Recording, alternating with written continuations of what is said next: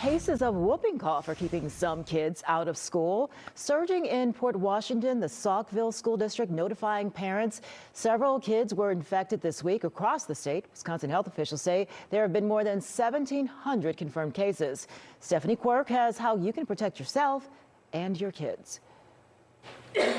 It might initially seem like a common cold. It might start with a runny nose, maybe a mild fever. But if your symptoms get worse over time, it could be pertussis. There's a lot of pertussis cases or whooping cough cases in Wisconsin. Pertussis, also known as whooping cough, is a highly contagious respiratory infection. The state health department is reporting over 1,700 cases, and normally we'd have probably less than 100. So this is a really bad year for whooping cough. The DHS reports kids and teens make up nearly half of those confirmed cases. The people who are vulnerable to getting severe disease with it, severe infection, are infants, children less than 1. If you do get it and you're fully vaccinated, you will be more likely to have more mild symptoms, not need to be hospitalized. So how can you tell if you or your kid has it? A bad cough, a prolonged cough, sometimes it's termed the 100-day cough because the cough can really last up to 3 months. Experts say your best bet is to get tested by a healthcare provider right away. We do recommend that people get treated